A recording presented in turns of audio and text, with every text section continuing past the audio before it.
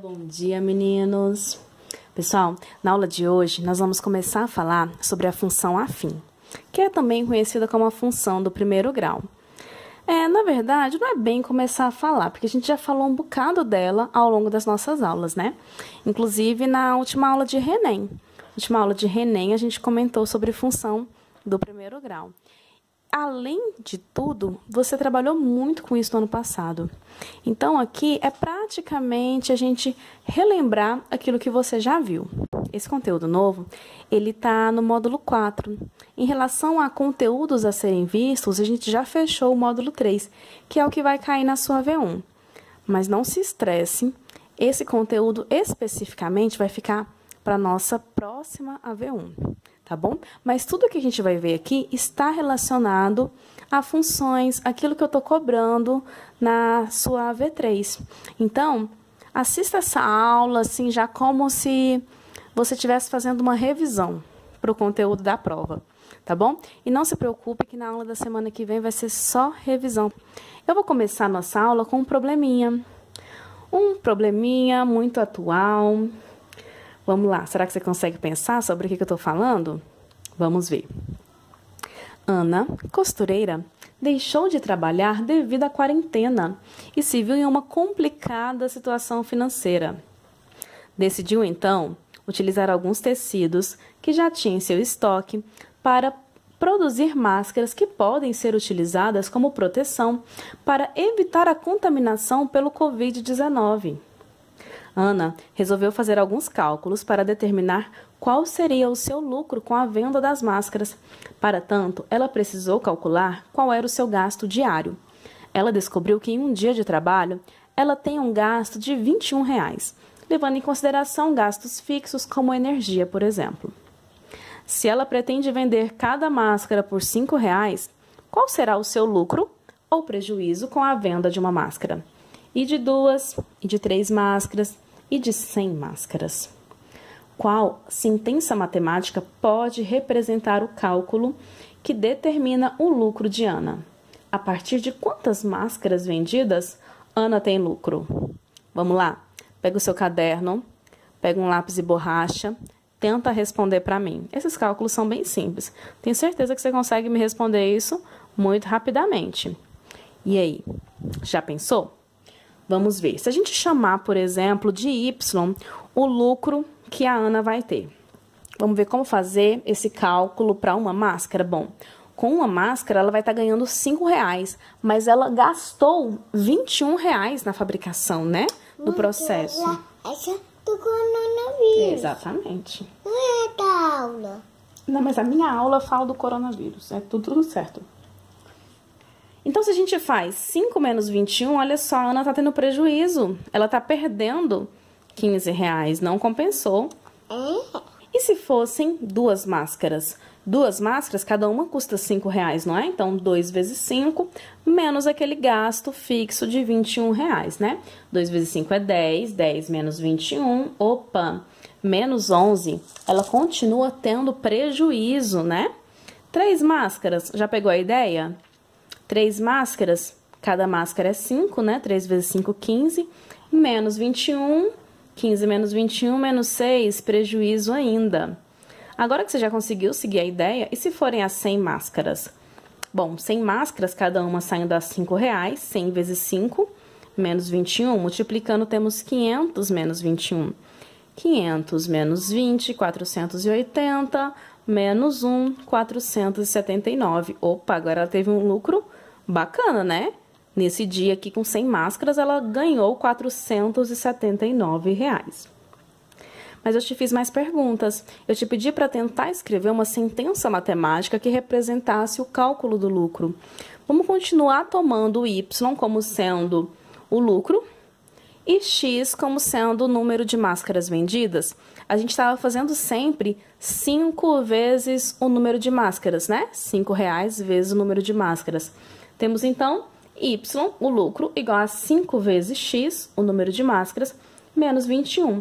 Essa é a sentença, a fórmula que a gente estava procurando. Última pergunta que eu te fiz relacionada a esse assunto é: a partir de quantas máscaras vendidas, ela deixa de ter prejuízo, ela começa a ter lucro. Vamos igualar isso aqui a zero? Que tal? Se a gente coloca isso igual a zero, a gente está querendo saber qual é a quantidade de máscaras que ela tem que vender para que ela não tenha nem lucro nem prejuízo. Vamos começar, a gente precisa isolar esse x. Para ele não ficar negativo, eu vou trocar o 21 de lado, pode ser? O 21 passa positivo. E agora eu quero isolar o x, eu vou levar o 5 para o outro lado. 21 dividido por 5, 4,2. Então, vamos pensar, se ela vender 4,2 máscaras, ela sai no 0 a 0, né? Só que isso é impossível, ela não vai vender 0,2 de uma máscara. Então, se ela vender só 4 máscaras, prejuízo. De 5 máscaras para cima, ela já está tendo lucro. Tranquilo? O que você achou do meu problema? Bem original, né? Espero que você tenha gostado. Vamos ver qual que é a definição de função afim? Como eu te disse no início, uma função afim é aquela função do primeiro grau, aquela mais basiquinha que a gente trabalha. E pela definição que vem no seu livro, nós temos o seguinte, uma função f que leva os reais nos reais. Ela é considerada uma função afim quando existem os números reais a e b, tais que f de x é igual a x mais b. Lembrando que o a está multiplicando pelo x, tá? Para todo x pertencente aos reais. Não esqueça que o a e b aqui, eles são coeficientes da nossa função afim. Certinho? Se você tem boa memória, você deve se lembrar que além da função afim, nós temos algumas particularidades dela, né? Então, vamos ver alguns casos aqui. O primeiro caso que nós temos é o da função constante. A função constante, ela acontece quando nós não temos o a multiplicando pelo x. Nós só temos o b, que é aquele cara que não está acompanhado da variável x. Independente do número que você quiser colocar no x, a sua função não muda, certo? Ela sempre vai dar a mesma coisa. Por exemplo, olha essa função. F de x é igual a 2. Você pode trocar o x pelo número que você quiser. Não existe x para você fazer a conta. A resposta sempre vai dar 2. Então, nós temos um valor que é constante, certo? Outro exemplo, f de x igual a menos 5. F de x igual a 7/13. F de x igual a raiz de 3. Não importa a estrutura que você pensar. Se é uma função constante, o seu a que multiplica pelo x é zero, ele nem precisa aparecer. Basicamente, a sua função vai ser f de x igual a um número qualquer. Dúvida? Vamos ver a segunda possibilidade, o segundo caso. Nosso segundo caso é o da função linear. Se na função constante o a que acompanhava o x era zero, na função linear, quem é zero é o b, aquele cara que não tem o x. Então, a nossa função linear, ela vai ser simplesmente f de x igual a x. Para a gente ver alguns exemplos, eu aproveitei os exemplos que eu coloquei antes, ó. Só que agora, eu tenho esses números multiplicados por x. Então, eu tenho f de x igual a 2x, não tem somando e nem subtraindo ninguém, tá bom? Só tem alguém que multiplica pelo x. Ou, por exemplo, f de x igual a menos 5 vezes x, ou f de x igual a 7/13 de x, ou f de x igual a raiz de 3 vezes x. E um caso muito especial, que é quando esse a, o cara que multiplica pelo x, é 1. E a nossa função fica simplesmente f de x igual a x. Esse tipo de função é chamado de identidade, porque para cada valor de x que você substituir, o seu f de x ou seu y vai ser exatamente o mesmo número. Correto? Dúvida? Deu para você lembrar? Espero que sim. Vejamos agora como é que você encontra o valor de uma função. Isso cai na sua AV3 agora, tá bom? Semana que vem você tem AV3 e vai cair isso daqui. Olha só, para determinar o valor de qualquer função, não apenas da função afim, você vai substituir o x da função pelo valor que você quiser, pelo valor que estiver sendo pedido. Então, por exemplo, essa função aqui, ó, f de x igual a 2x mais 5. Eu quero calcular o valor da função para x igual a 3, ou simplesmente eu quero fazer f de 3. O que eu faço? Onde havia x na minha função, eu troco por 3. Então, vai ficar 2 vezes 3 mais 5. 2 vezes 3 é 6, somado com 5 dá 11. Pronto, esse é o valor da função. O valor da função é 11 para o x sendo igual a 3. Dúvida?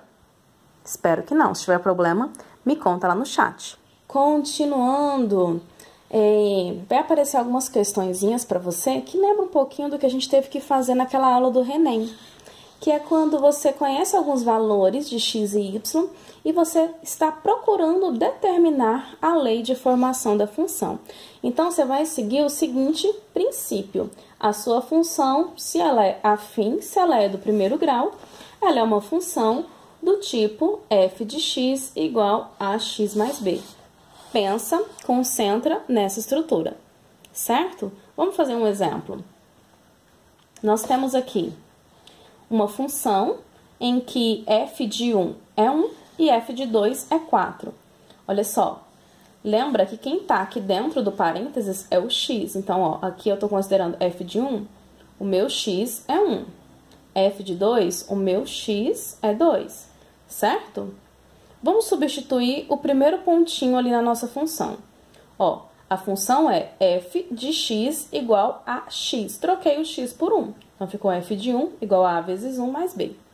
Tranquilo esse processo? Se tiver problema, me conta que a gente faz isso no quadro juntos, tá? F de 1 é quanto? F de 1 é 1, né? Então, eu vou trocar por 1. Nós temos que 1 é igual a vezes 1 mais b. A vezes 1 é simplesmente A, concorda? Vamos concluir aqui que a nossa equação ficou A mais B igual a 1. Certinho? Beleza. Vamos seguir. Eu vou trabalhar agora com o meu segundo ponto. Estou considerando o f de 2. Troquei o x por 2. F de 2 é igual a vezes 2 mais b. Quem é o f de 2? O f de 2, pelo enunciado, é 4, né? Então, eu tenho 4 igual a vezes 2 é 2a mais b. Só para deixar isso aqui numa ordem mais bonitinha, eu vou inverter todo mundo, vai ficar 2a mais b igual a 4. E agora, o que a gente faz? Você tem duas equações, duas incógnitas. Isso cai num sisteminha de equações, concorda? Você tem um sistema de equações. Como é que você vai resolver ele? Usando o método que você quiser. Você tem o método da substituição, o método da adição, o método da comparação. Faça o que você se sentir mais tranquilo. Eu acho legal subtrair uma equação pela outra. Se você subtrai uma equação pela outra, olha o que você tem. 2a menos 1a vai ficar um azinho só. 1b menos 1b de baixo vai cancelar. E 4 menos 1 vai ficar 3. Olha que lindo. A igual a 3. Agora que nós conhecemos o valor do a, a gente pode simplesmente substituir ele em alguma das equações. Escolha a que você achar melhor. Eu prefiro a segunda equação. A mais b igual a 1. Troca o seu a por 3. 3, valor do a, mais b é igual a 1. Joga esse 3 para o outro lado, ele vai negativo, né? B vai ser 1 menos 3, podemos concluir que o b é menos 2. Pronto, perfeito. Conhecemos a e b, vamos ver como é que vai ficar a nossa função. A nossa função era f de x igual a vezes x mais b.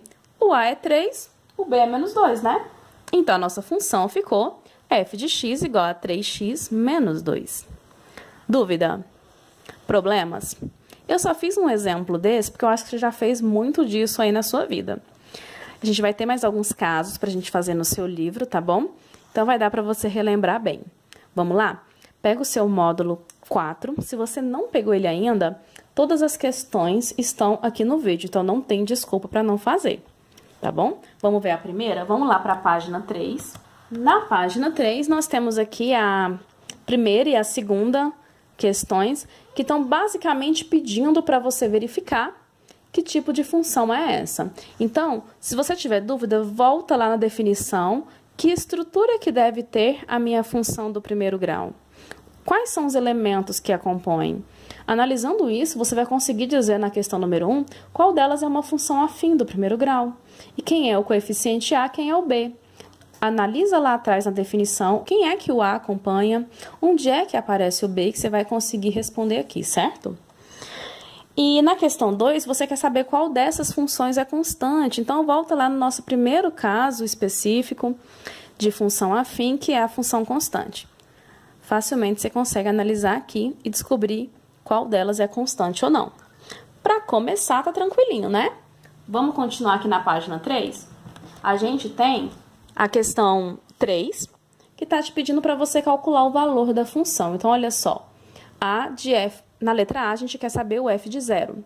Troca o x por 0. Na letra B, troca o x por 2/3. Na letra C, eu quero saber quem é o x, tal que o F de x é 0. Então, você vai trocar o início. Vai ficar com 0 igual a 5x menos 8. Na letra D, a mesma coisa. Você vai trocar o F de x por 7. Vai ficar 7 igual a 5x menos 8. Faça os cálculos na C e na D e determine quem é o x. Dúvida? Se tiver, conversa comigo lá no chat, tá? Questão 4. Dada a função f de lei, f de x igual a menos 3x mais 1, calcule. Basicamente, é a mesma coisa da questão 3, só estou trocando valores, tá bom? Questão 5. Determine o valor de f de menos 1 menos f de 0 sobre o f da raiz de 2 para f de x igual a x menos a raiz de 2 sobre 2. O que você vai fazer? Vai no rascunho e calcula para essa função.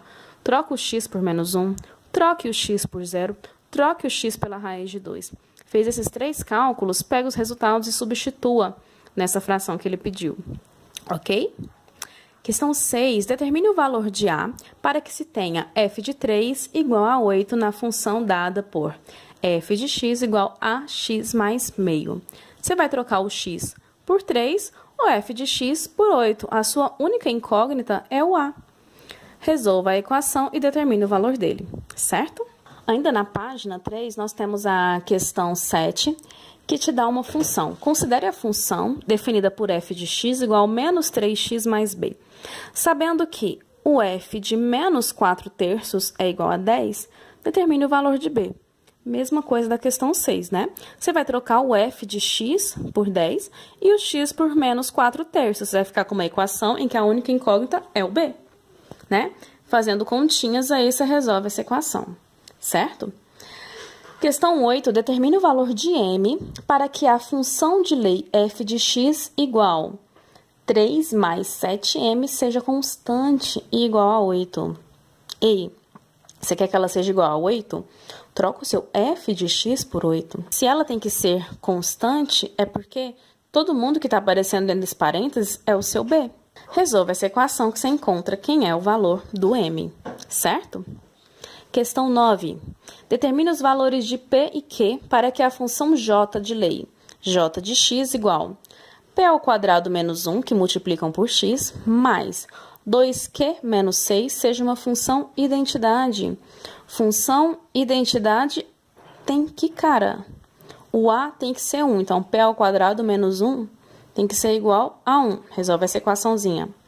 O b tem que ser 0, então 2q menos 6 tem que ser igual a 0. Pronto, já resolvi a questão para você.